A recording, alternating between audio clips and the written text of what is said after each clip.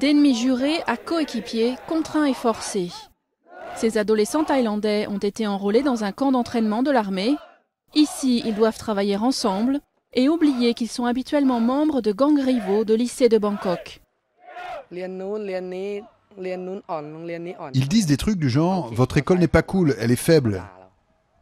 Une fois, ils sont passés en moto et ont commencé à m'insulter. J'ai pris mon couteau et j'ai entaillé l'un d'entre eux à la tête. Chaque année, un cercle vicieux de représailles se joue dans les rues de la capitale. La police a déjà compté plus de 1000 bagarres cette année. Plusieurs lycéens et même un passant ont été tués dans les incidents les plus violents. Lors d'une opération nationale, les autorités ont découvert armes, grenades artisanales et machettes. Alors certains responsables ont eu l'idée du camp militaire.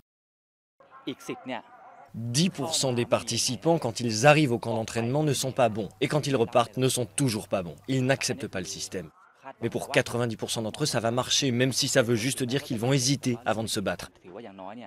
150 élèves de 30 lycées professionnels passent 10 semaines dans ce camp. Certains sont contraints d'y participer en raison de leur passé violent, d'autres sont volontaires. Ils doivent tous se soumettre à des exercices militaires difficiles et participer à des discussions de groupe. Au début, ils apprennent la discipline. Se réveiller à l'heure, manger à l'heure. Le plus dur, c'est de les faire se respecter eux-mêmes, les autres et la société. Avec l'espoir que le camp créera une certaine solidarité entre les participants, mais pas sûr que ces nouveaux liens pourront effacer la loyauté de ces adolescents vers leur gang. Le vrai test sera plus tard, dans la rue.